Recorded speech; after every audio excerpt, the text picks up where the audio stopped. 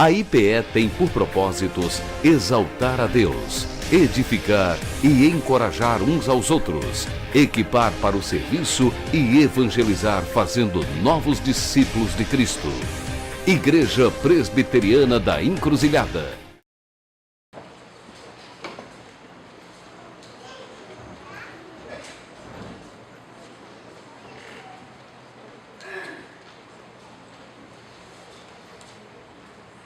Convido vocês a abrir suas Bíblias lá no Evangelho de Mateus.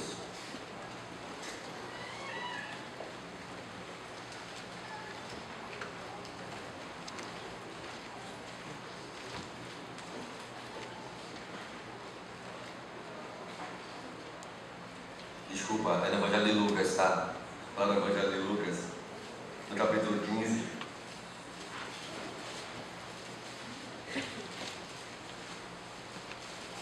Estamos vendo tanto Mateus na EBD, estudando sobre o Sermão do Monte, de vez em quando fazendo paralelo com os mesmos textos em Lucas. Com Mateus na cabeça. Mateus capítulo 15. Lucas capítulo 15.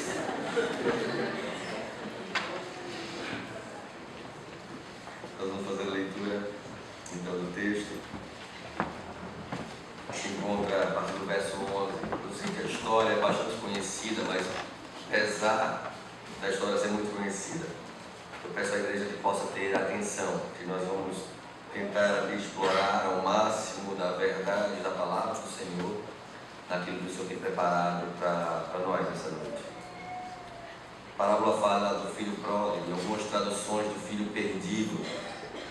Na verdade, a parábola fala de uma família muito peculiar, de um pai muito amoroso. Nós vamos aprender um pouco mais sobre eles aqui nessa noite. No verso 11 diz assim a palavra de Deus.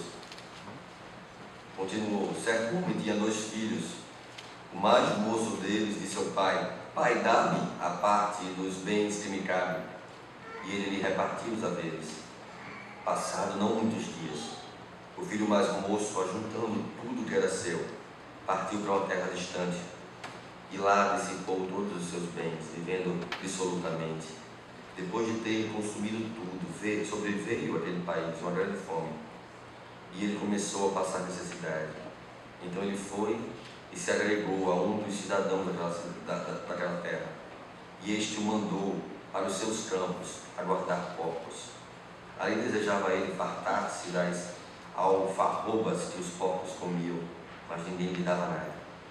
Então, caindo em si, disse: quantos trabalhadores de meu pai têm pão com fartura, e eu aqui morro de fome? Levantar-me-ei e irei ter com meu pai, e lhe direi: Pai, pequei contra o céu e contra diante de ti. Já não sou digno de ser chamado teu filho, trata-me como um dos teus trabalhadores. E levantando-se foi para o seu pai. Tinha ele ainda longe, quando seu pai o avistou e, compadecido dele, correu, o abraçou e beijou. E o filho lhe disse: Pai, pequei contra o céu e contra ti, já não sou digno de ser chamado teu filho. O pai, porém, disse aos seus servos: trazei depressa a melhor roupa, vestiu, pondo-lhe um anel no dedo e sandálias nos pés. Trazei também e matai um novilho cevado, comamos e regozijemo-nos, porque esse meu filho estava morto e reviveu, estava perdido e foi achado. E começaram a regozijar-se. Ora, o filho mais velho estivera no campo, e quando voltava, ao aproximar-se da casa, ouviu a música e as danças. Chamou um dos criados e perguntou-lhe o que era aquilo. Ele informou: veio teu irmão, e teu pai mandou matar um novilho cevado, porque o recuperou com saúde. Ele se indignou e não queria entrar. Saindo, porém, o pai procurava aconselhá-lo, mas ele respondeu a seu pai: há tantos anos que te sirvo, sem jamais transgredir uma ordem tua, e nunca me deste um cabrito sequer para alegrar-me com os meus amigos. Vindo, porém, este teu filho, e desperdiçou os teus bens com meretrizes, tu o mandaste matar para ele um novilho cevado? Então lhe respondeu o pai: meu filho, tu sempre estás comigo, tudo o que é meu é teu. Entretanto, era preciso que nos regozijássemos e nos alegrássemos, porque esse teu irmão estava morto e reviveu, estava perdido e foi achado. Até aqui por enquanto. Essa é uma parábola das muitas parábolas que Cristo fez uso para falar do Evangelho, para falar da verdade do reino que estava sendo inaugurado na terra. A parábola não é uma coisa própria, não é uma modo de contar uma história própria do Novo Testamento. Nós temos parábolas também no Antigo Testamento, muitas delas, na verdade. Há uma palavra hebraica utilizada para parábolas do Antigo Testamento, que é masal, mais ou menos a fonética dela é algo parecido com isso. Não me cobrem a fonética correta da palavra no hebraico agora, mas é algo parecido com masal. No tempo de Cristo já havia uma tradução para o grego de todo o Antigo Testamento. Alguns historiadores contam de que anciãos na cidade de Alexandria teria então traduzido muitos dos escritos ali naquela região para o grego, que nós chamamos de tradução Septuaginta, porque conta-se a história que 70 anciãos então trabalharam nessa tradução, embora seja bem difícil que apenas 70 pessoas pudessem fazê-lo no monte, no tamanho das coisas que foram traduzidas ali. E essa expressão do hebraico, masal, ela é justamente traduzida para parábola ou parabólico, como nós temos também no Novo Testamento. E nós temos, quando Cristo então vai falar por essas figuras de linguagem, por essas metáforas que ele então coloca ali, com histórias, na verdade, que não necessariamente são verdades, mas que como a própria palavra sugere, se nós formos entender o sentido original dela, da parábola, e como ela mesma sugere, é como um caminhar de lado, é como uma história paralela, é como uma ilustração que acompanha a história verdadeira. Então, nós temos aqui algumas parábolas e sou pessoalmente levado a entender que essas parábolas não eram tão fáceis de compreender aos discípulos de Cristo. Eles ouviam Cristo falar daquela maneira e eles tinham muita dificuldade de entender. E nós temos algumas manifestações dessa dificuldade de interpretação e de entendimento de como Cristo estava falando acerca do reino por meio das parábolas.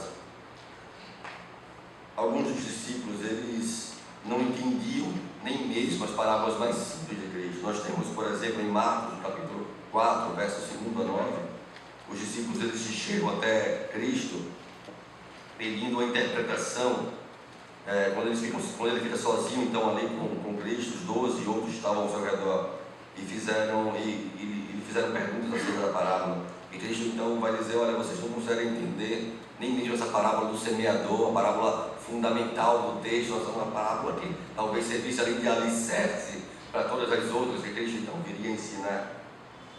Mais adiante nós vamos ter lá em Mateus, no capítulo 13, nos versos 34 a 36, o texto dizendo: Jesus falou todas essas coisas à multidão por parábolas, nada lhes dizia sem usar alguma parábola, cumprindo-se também o que fora dito pelo profeta: abrirei a minha boca em parábolas, proclamarei coisas ocultas desde a criação do mundo.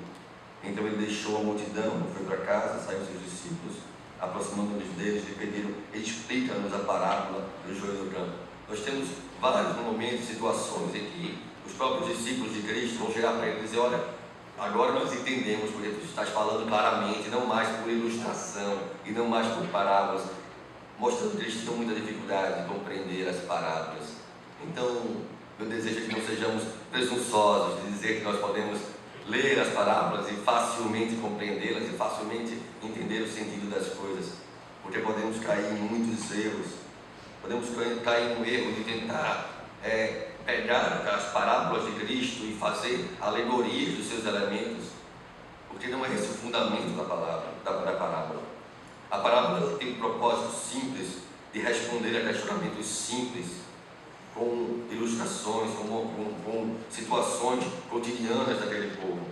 Então nós temos muitas parábolas nas quais Cristo usou, e em especial essa que eu gostaria de abordar com vocês alguns pontos sobre ela. Mas algumas coisas ainda sobre essa exposição das parábolas de Cristo que nós precisamos compreender. É que o primeiro princípio é que nós devemos sempre nos precaver desse perigo de interpretar qualquer passagem das Escrituras de uma forma em que isso pudesse entrar em conflito com outra. Tá? Nós precisamos compreender que a maneira correta de nós interpretarmos uma passagem bíblica é contextualizando dentro de toda a Bíblia. Ela precisa fazer sentido dentro de tudo aquilo que o Senhor nos ensina. Então a parábola nunca tem um propósito de ser um esboço completo da verdade, mas seu objetivo é comunicar uma grande lição, uma lição única, especial, ou apresentar um aspecto dessa verdade positiva. O que eu quero dizer com isso? Houveram muitas interpretações equivocadas de parábolas ao longo do tempo da história, como por exemplo se fazia com a parábola do bom samaritano, onde se começavam a dizer coisas que o texto não dizia, a trazer conceitos que o texto não trazia, como interpretar aquelas moedas como sendo as duas moedas como sendo então ali Cristo e o Espírito Santo, e cada elemento daquela parábola trazer uma interpretação alegórica diferente. Não é esse o princípio da parábola. Ela traz normalmente uma resposta simples a um questionamento do contexto em que estavam vivendo ali. Também é um pouco ilógico nós tentarmos basear ou estabelecer nosso sistema de doutrina sobre algo que não é dito. Então nós não podemos cair nesse erro. Não é só porque ela não apresenta um ensino declarado. Por exemplo, nessa parábola do filho pródigo que nós lemos agora, nós vemos alguém que andou afastado do caminho do Senhor e que em algum momento cai em si e se volta ao Senhor. E então esse Senhor amoroso vai e corre em direção a ele. Isso não quer dizer que esse Senhor amoroso não seja também um Senhor disciplinador. Isso não quer dizer que esse Senhor amoroso não seja também um Senhor irado contra o pecado. Isso não quer dizer que esse Senhor amoroso não faça justiça sobre a terra. Então nós não podemos entender a parábola como sendo um elemento único dentro das Escrituras, mas ela faz parte de todo o ensinamento acerca disso. A chave de tudo nos é oferecida, e para a compreensão mais clara desses versículos, nos é oferecida já no início do capítulo, já no início, quando o texto começa a relatar essas parábolas. Nós temos 3 parábolas em sequência. Nós temos primeiro os fariseus, os estudiosos da época, os religiosos da época, se achegando a ele, e na verdade também os publicanos, os pecadores, e a palavra de Deus vai dizer: e chegavam-se a ele os publicanos para ouvir, e os fariseus e os escribas murmuravam, dizendo: este recebe pecadores e come com eles. Então Cristo utiliza esse contexto dessa reclamação dos fariseus acerca dos publicanos que queriam ouvir a Cristo, e ele vai contar 3 parábolas. Ele vai contar a parábola da dracma perdida, e ele vai contar a parábola em seguida da ovelha perdida, e agora ele entra para uma terceira parábola, que é a parábola do filho pródigo. 3 parábolas para explicar a mesma coisa, para dar razão à mesma resposta e dizer por que o Filho de Deus conversa e atende aos publicanos e fariseus que estão vindo até ele. As 2 primeiras parábolas têm um propósito de nos mostrar o amor de Deus, expresso na busca do pecador, esforçando-se para encontrá-lo e resgatá-lo. E elas nos mostram a alegria de Deus em todas as suas hostes celestiais, quando então a única pessoa é salva, a alegria de Deus na salvação. A igreja também, assim como no Senhor, deve se alegrar quando há salvação. Nós não devemos olhar com olhos de juízes, mas devemos aprender a enxergar as pessoas com os olhos de alguém que está nessa terra para proclamar as virtudes daquele que nos transformou, que nos transportou do império das trevas para o reino do Filho do seu amor. Nós agora não temos mais quadrados, mas não temos mais elementos simbólicos, mas Deus vai falar uma parábola que trata da reconciliação de um homem. Em vez de uma ovelha, uma moeda perdida. Certamente pode haver respostas valiosas para nós nessa parábola. Porém, nós temos aqui a apresentação de um realce, de um aspecto, de uma questão muito humana, muito amorosa do Senhor para com a sua criação. O ponto fundamental ainda é o mesmo, mas a sua aplicação aqui ela se torna mais direta e mais pessoal. A gente está falando de um pai amoroso, a gente está falando de uma relação pactual de um pai amoroso para com o seu filho, a quem ele ama, a quem ele restaura, a quem ele traz de novo ao convívio da família. O homem então tem 2 filhos, e essa é um comentário, é quase que versículo a versículo, texto a texto da parábola feita por Agostinho, há muitos anos atrás. Ele vai ler essa parábola da seguinte maneira: o homem tem 2 filhos. É Deus que tem 2 povos. O filho mais velho é o povo judeu, o menor os gentios. O patrimônio que este recebeu do pai é a inteligência, a mente, a memória, o engenho e tudo que Deus nos deu para que nós o conhecêssemos e lhe dessemos culto. Tendo recebido esse patrimônio, o filho menor partiu para um país muito distante. Essa distância é do próprio Criador, do próprio Senhor, do próprio Pai.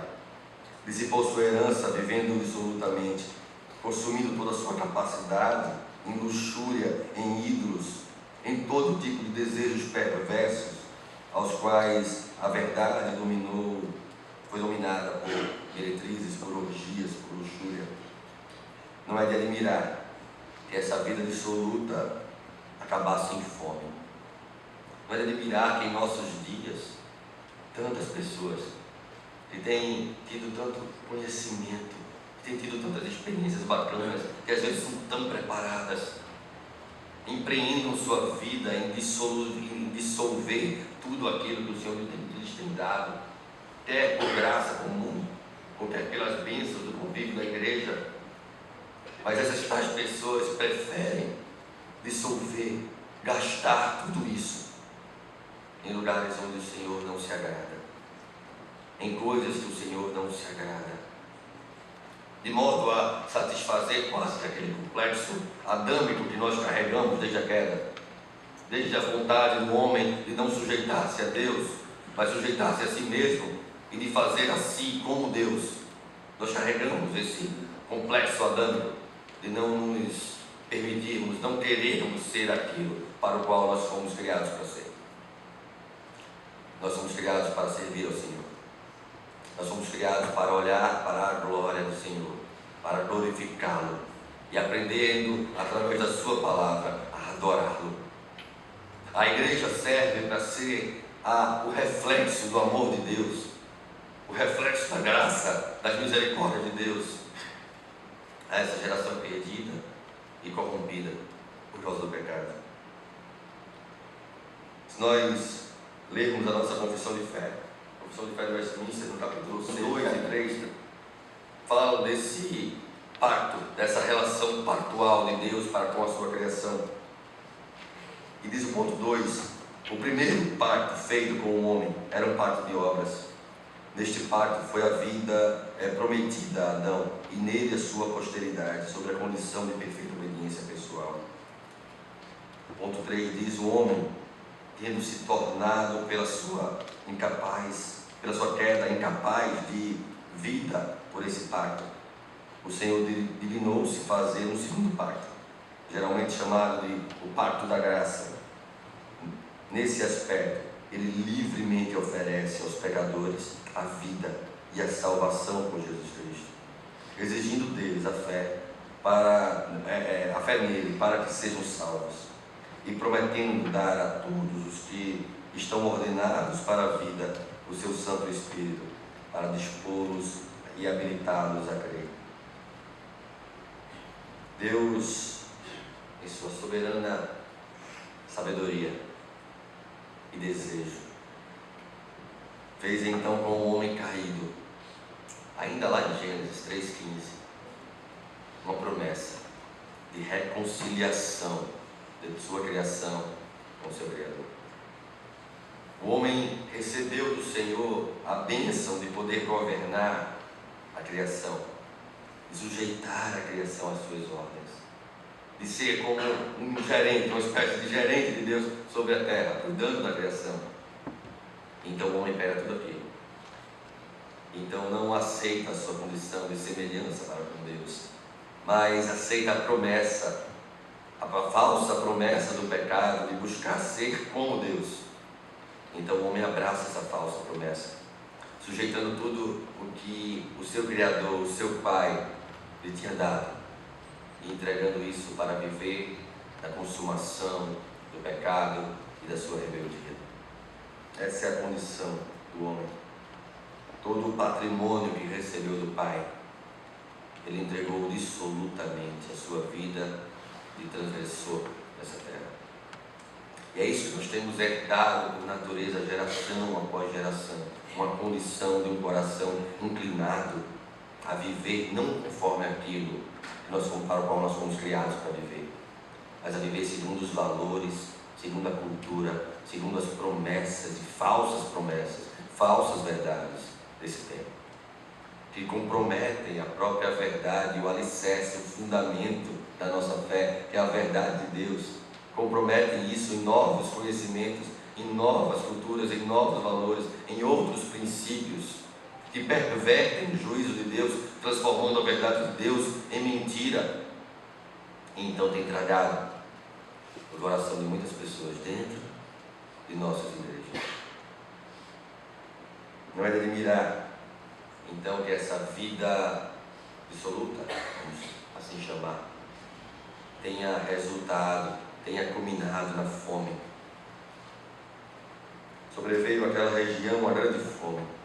Fome, não de pão visível, fome da verdade, fome da palavra do Senhor, fome do poder do Senhor, fome de andar com Deus, fome de estar plenamente satisfeitos, de ter contentamento no Senhor, de ter plena satisfação naquilo que Cristo é para nós, fome de poder dizer que se o Senhor é o meu pastor, eu não tenho necessidade de mais nada.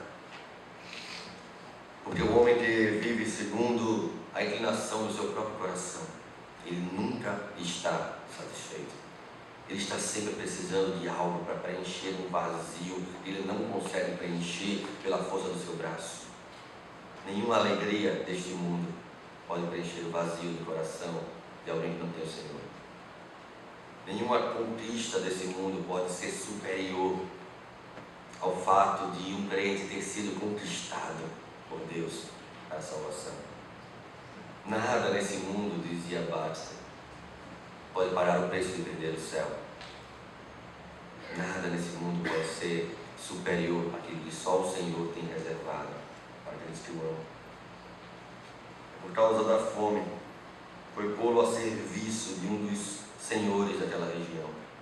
Essa insaciável condição do homem que necessita de regeneração, que faz com que o seu coração se escravize ao pecado, que faz com que o seu coração busque então, ou termine então, escravo do pecado, do qual ele usufruía, e permita que aquilo o prenda como uma rede, a ponto de ele desejar migalhas daquilo que um dia ele já teve, porque ele não consegue mais enxergar o Senhor ao seu redor, de tão afundado que ele está no seu próprio pecado. Talvez e muitas vezes, por entrar nas igrejas e tentar compreender Deus a partir de homens, olhando horizontal, como se homens não falhassem, como se homens não errassem, como se pessoas que eu admiro não pudessem comprometer-se. Mas nós precisamos aprender a olhar para Deus como a única razão de nós estarmos aqui reunidos. Nós precisamos aprender a olhar para Deus com a motivação certa, tendo em nós o mesmo sentimento, a mesma atitude que houve também em Cristo, que não julgou por usurpação ser igual a Deus, ou seja, no nosso caso, que não o julga, que não se julga querer ser como Deus, mas tomar o exemplo de Cristo, desejar tomar o mesmo exemplo de Cristo, de se pôr como servo, de se pôr em obediência. Esse é o resultado de uma mente renovada, quando Paulo escreve aos Coríntios, dizendo que as armas da nossa milícia não são carnais, mas poderosas em Deus, para anular as falsas verdades desse mundo. Ele vai dizer que o resultado disso é todo o nosso pensamento ser levado cativo a Cristo. E ter o nosso pensamento levado cativo a Cristo é mergulhar nessa maravilhosa graça que nos alcançou, a ponto de compreendermos que Ele não mais eu, mas Cristo vive em mim. A ponto de compreender que não há nada de mais valioso, não há nada de mais bonito, não há nada de mais prazeroso, não há nada que eu precise experimentar mais, a não ser a constante presença do Senhor guiando os caminhos da minha vida. Aquele filho perdido, como nós, muitas vezes perdidos, recobrou a si quando estava mais escravizado pelo seu pecado. A história aqui, de uma maneira muito simples, ela trata da relação de Cristo, e é essa a resposta que ele está dando àqueles fariseus em relação à sua relação com os publicanos. Ela vai tratar da relação da salvação de Cristo com os judeus e os gentios.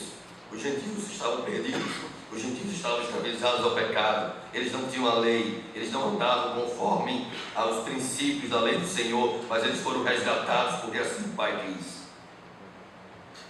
E eles foram restaurados na condição de filhos, não havia mais diferença entre gentio e judeu.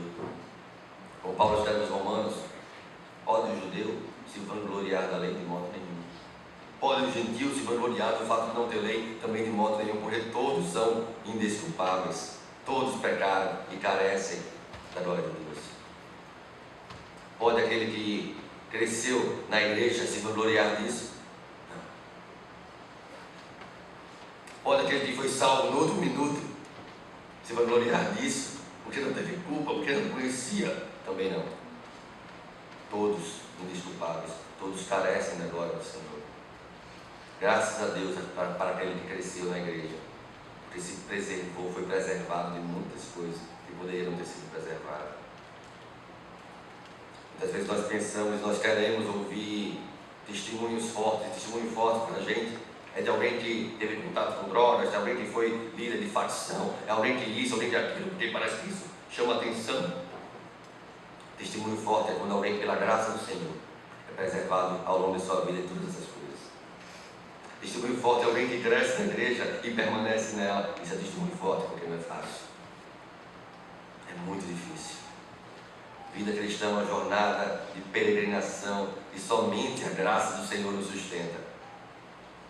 Eu gosto sempre de falar do quinto ponto do calvinismo, não como perseverança dos santos, mas como preservação dos eleitos, para não dar nem a entender que perseveramos pela força do nosso braço. Somos, na verdade, preservados pela graça de Deus. É a graça que nos alcança. É essa relação pactual de Deus com a sua igreja que nos preserva, que nos sustenta. Nós podemos, algumas vezes, nos desviar do caminho, mas é a palavra do Senhor que nos traz de volta. Nós podemos, muitas vezes, andar a passos lentos no caminho, mas é a palavra do Senhor que nos mantém no caminho. É a palavra do Senhor que, pela sua graça, pela sua muita graça, que superabundou sobre todos os nossos pecados, nos garante a vitória em Cristo Jesus. Aquele homem teve fome, ele se deixou escravizar por causa da sua fome. A margem de Deus ele estava vivendo, por entregar-se a seus próprios recursos. Ele foi submetido então à servidão, ele foi submetido a um ofício de apacentar porcos. Alimentava-se então das vagens de porcos, sem poder saciar-se, até que por fim tomou consciência do lugar em que havia caído. Lembra da exortação à igreja de Éfeso lá no Apocalipse? Lembra de onde caíste, volta ao teu primeiro amor. A palavra diz que aquele homem então ele tem consciência, ele entrando em si, diz a palavra, ele primeiramente ele volta-se para si, e ele vai dizer: quantos empregados há na casa do meu pai que tenha pão em abundância e eu aqui a morrer de fome? Quantas pessoas têm vivido a alegria de Cristo e muitas vezes nós estamos morrendo de fome. Muitas vezes nós estamos dentro das igrejas morrendo de fome. Muitas vezes estamos em ciclos de oração, em pequenos grupos, morrendo de fome, porque não caímos em si a ponto de reconhecer a nossa pequenez, a nossa dependência e total dependência de Cristo Jesus. Total dependência do Pai, porque somente no Pai nós podemos nos saciar. Somente no Pai nós podemos encontrar o pão que alimenta a nossa alma. Levantou-se e voltou, e ele caiu por terra depois de contínuos tropeços. O pai vê ao longe, e eu fico imaginando essa cena na minha cabeça. Eu fico imaginando alguém que você ama muito, que você sabe que está completamente perdido dos caminhos do Senhor. E você enxerga, humanamente falando, enxerga essa pessoa de longe, se voltando para junto do Senhor. Sabe, não é alguém que você ama pouco, não é alguém que você conheceu, não é um colega de faculdade, não é um amigo de escola. Estou falando de alguém que você ama muito, uma relação fraternal, como de um pai com um filho. E você vê ele voltando para casa. E você vê aquela pessoa voltando para casa. Sabe, aquele filho, ele se preparou, ele pensou no discurso que ele iria. Ele pensou: olha pai, eu não quero ser mais achado como um filho, me trata como um dos teus trabalhadores, como um dos teus servos. Ele ensaiou um discurso. O pai não chega para ele e diz: está vendo? Eu te disse. O pai não chega para ele e diz: olha, cadê? Vai, conta aí, foi o que você fez. O pai chega primeiro, abraça, beija o filho, restaura e segue restaurando ele. É assim que o pai faz conosco. Os nossos discursos de arrependimento, eles não vêm antes do tratamento. Primeiro o pai toca no nosso coração. Primeiro o pai nos faz reconhecer a nossa situação. Primeiro o pai nos mostra o nosso pecado em relação à sua justiça e ao seu juízo. Então ele nos leva ao arrependimento. Então nós nos arrependemos. Então nós olhamos para o Pai e nele nós somos restaurados, porque nós passamos a reconhecer que Cristo morreu no meu lugar. Não mais eu pagarei o preço dos meus pecados. Por vezes, em meio a tribulações e tentações, alguém pode pensar em orar. Eu sei que talvez você já possa ter passado por uma experiência assim. Um momento difícil da sua vida, e você possa estar pensando: puxa vida, eu quero chegar em casa e orar a Deus por isso, isso, isso e isso.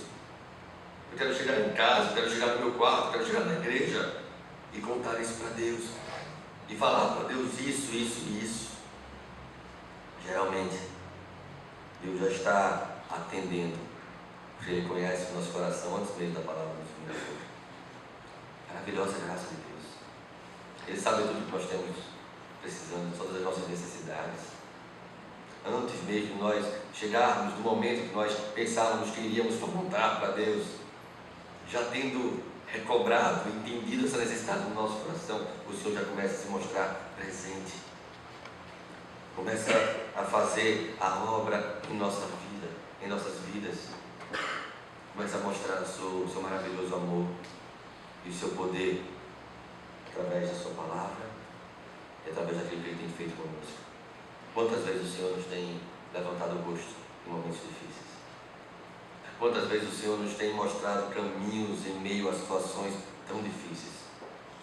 Sabe, não é mão de Deus apenas quando todas as portas se fecham e nenhuma abre, mas é mão de Deus quando todas as portas estão abertas e mesmo assim o Senhor mostra que a direção é essa.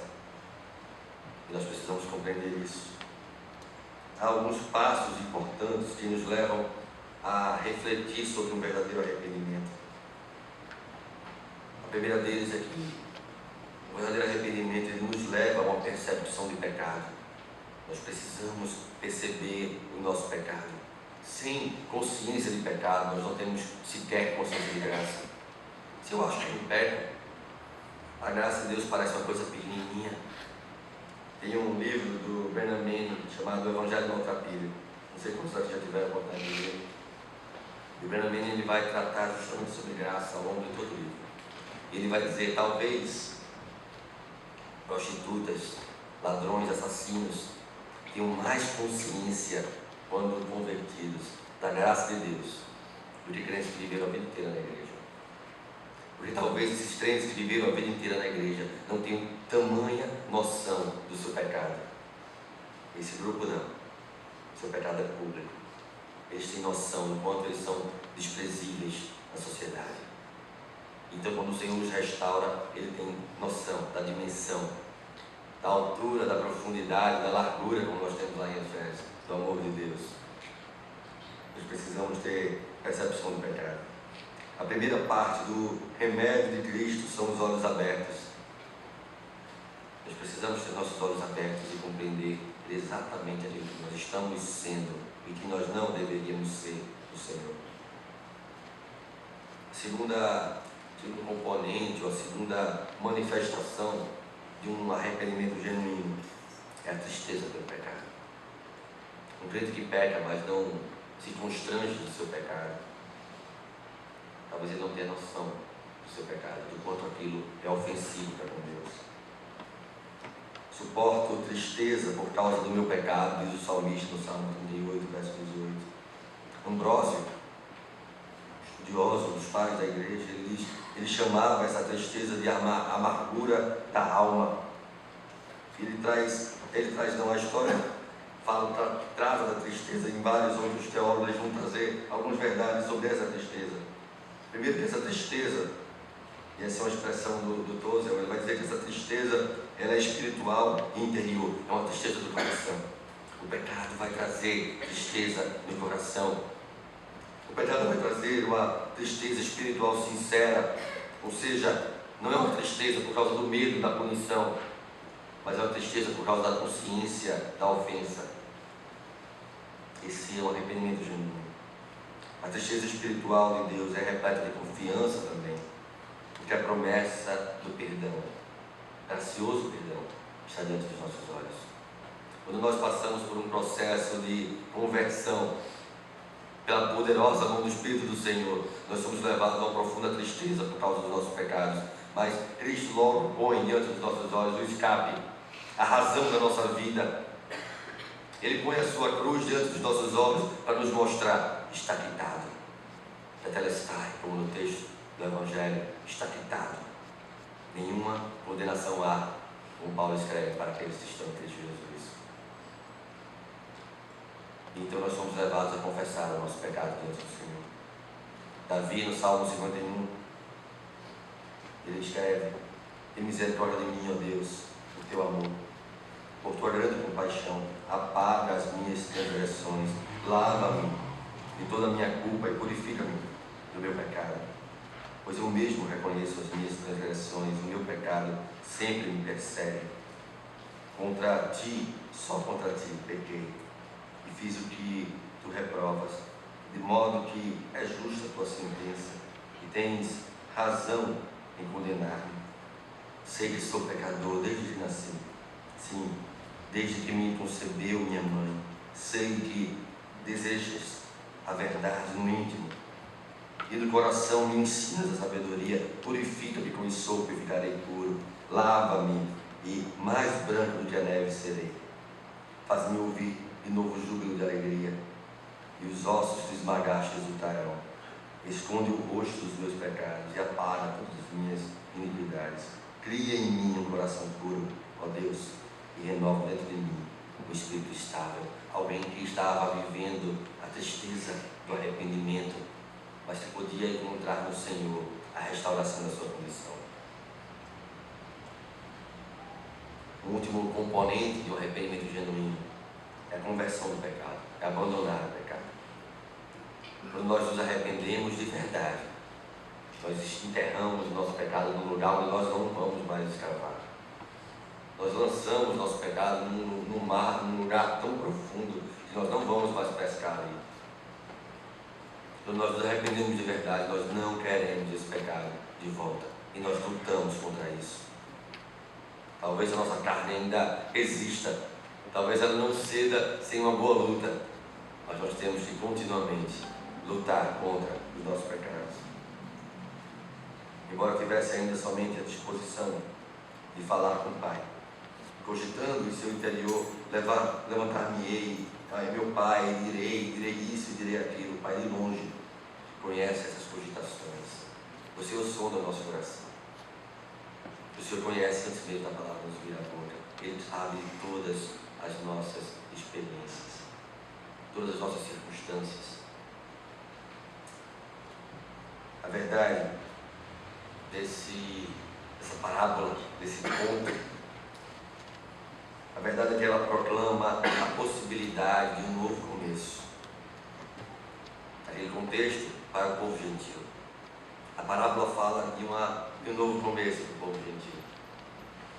De alguém que pegou a criação de Deus e tratou isso absolutamente sem reconhecer o seu Criador, mas que agora poderia ter um encontro com o seu Criador, e esse Criador estava disposto ali a abraçá-lo e amá-lo e a fazê-lo filho seu. A possibilidade de um novo início, de uma nova oportunidade, de uma nova chance. Quando nós, em nossa vida, nos confrontamos com situações em que o pecado parece estar nos escravizando, nós podemos ter a certeza, a convicção de que Cristo pagou o preço dos pecados. Me sentir ainda como um pecador, me sentir ainda como alguém que não merece o sacrifício de Cristo, é diminuir o sacrifício de Cristo para algo menor do que o tamanho do seu pecado. Cristo pagou o preço de qualquer dos meus pecados. Cristo pagou o preço dos meus pecados passados.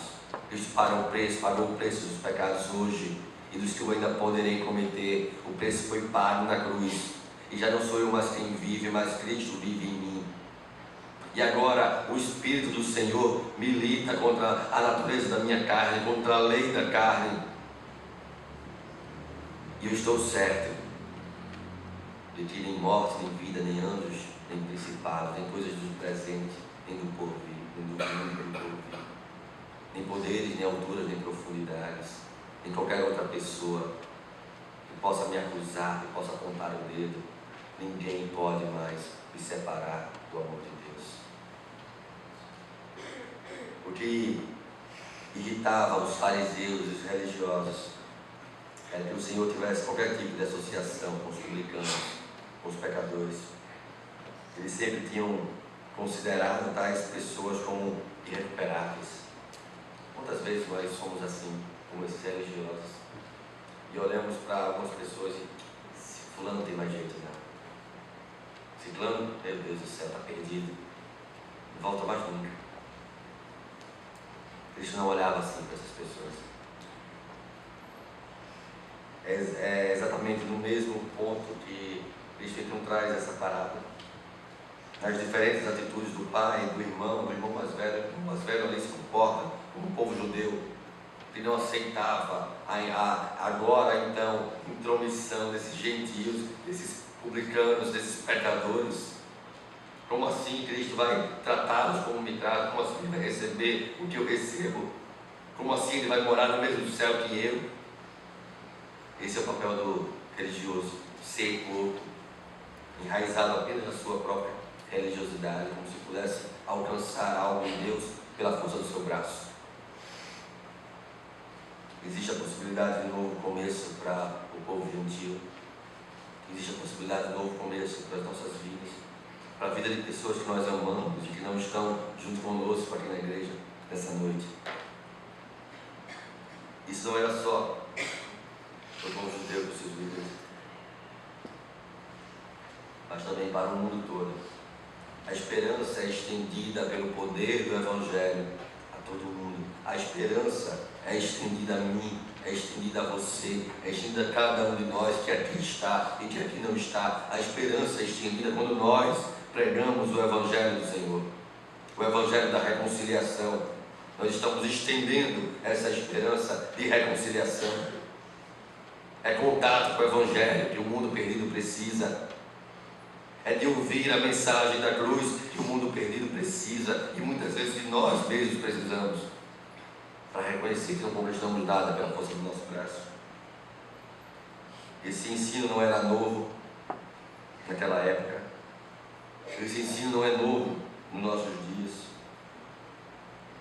Essa afirmação pode ser vista nos esforços frenéticos dessa geração perdida de poder fazer algo, de poder resolver seus problemas sem o Senhor. Nós não somos nada sem o Senhor. E o fundamento da nossa fé reside justamente a nossa plena satisfação no Senhor, e não buscarmos ser aquilo que não somos, em reconhecermos exatamente aquilo que somos, e reconhecermos o tamanho da graça de Deus para nossas vidas. Dr. Lloyd Jones, Martin Lloyd Jones, comentando essa parábola, ele escreve: quando o filho pródigo abandonou o lar, sua exigência foi dar-me. Ele exigiu seus direitos, estava cheio de autoconfiança e até mesmo de presunção, sentindo que não estava recebendo tudo que ele tinha direito. Dá-me. Mas quando voltou para casa, o seu vocabulário mudou e o que ele dizia agora era: faz-me. Anteriormente ele sentia que era alguém e que estava na posição de exigir direitos inerentes e dignos de uma pessoa como ele. Agora ele sente-se reduzido a nada e ninguém. Compreende que sua maior necessidade é que algo seja feito em sua vida. Faz-me. Essa é a relação com Deus do crente convertido. Não é dar-me, não é o decreto, eu exijo. Faça-se assim. Senhor, faz-me aquilo que eu preciso ser, Senhor. Tende em vós a mesma atitude de Cristo, se pôr como servo do Senhor. Nós somos libertados da escravidão do pecado para sermos escravos de Cristo Jesus. E isso é abundantemente, maravilhosamente melhor do que qualquer outra vida que o pecado possa nos oferecer. Ao se voltarem para Deus, nós precisamos compreender que não temos nada a pleitear com Deus. O maior milagre que nós podemos buscar no Senhor é a vida eterna com Ele. O maior milagre acontece no momento da nossa conversão, é a certeza da salvação. Não temos mais nada a pleitear com o Senhor, o que nós temos a declarar é talvez algo semelhante ao que fez Sadraque, Mesaque e Abednego. Se o Senhor quiser me livrar das tuas mãos, se o Senhor quiser me livrar dessa situação, se o Senhor quiser me livrar desse mundo perdido, se o Senhor quiser me livrar dessa doença, se o Senhor quiser me livrar disso, Ele me livrará. Mas se Ele não me livrar, Ele continua sendo Deus e eu continuo não me prostrando diante dos deuses desse tempo. Essa é a relação com Deus do crente convertido, que foi alcançado pela maravilhosa graça de Deus. Não se prostra diante dos deuses desse tempo, porque foi alcançado pelo Senhor para uma vida eterna com o Senhor. Essa é a razão da nossa esperança. Isso é que eu gostaria que vocês pudessem guardar no coração nessa noite, diante da mesa da comunhão. Não porque nós conquistamos a comunhão com Deus, mas porque para ela nós fomos conquistados. Porque por causa dela, por causa dessa comunhão, Cristo precisou morrer. E a sua morte, o seu sangue, cobriu todos os meus pecados. E eu posso voltar para casa, ser abraçado pelo Pai, e ser restaurado. E não mais usar as vestimentas do pecado, mas o Senhor Deus me põe vestes novas e me santifica de glória em glória, até o dia que contemplarei a imagem de Cristo como de Cristo. Olha que promessa fantástica. Nós temos a palavra do Senhor. Que nós possamos então assim permanecer firmes, consciência de que não somos nada sem o Senhor, e que tudo que nós somos, só o somos porque Ele assim o tem feito em nós. Faz-me, Senhor, faz-me um crente mais parecido com o Senhor, faz-me mais parecido com Cristo. Não dá-me, não entrega-me para eu usar como eu quiser. Faz-me, Senhor, para a glória do Teu nome.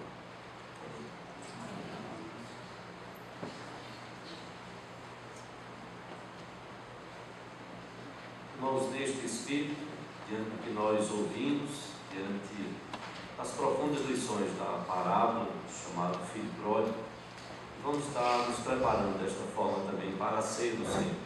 Nós vamos convidar o grupo do louvor, nós vamos fazer uma pequena alteração. Estamos com o regente, musicista, pianista, né? Estão acompanhando o coro da igreja na congregação, no aniversário da congregação, conforme já foi dito. Nós vamos colocar de pé e nós vamos desta forma está nos preparando para ser do Senhor. Vamos cantar o cântico, tocando o hino, vamos cantar o cântico alto preço, e vamos pensar e refletir diante da mensagem que ouvimos, diante do canto que nós vamos entoar, diante da mesa do Senhor. Possamos refletir e pensar no preço que foi pago por Jesus.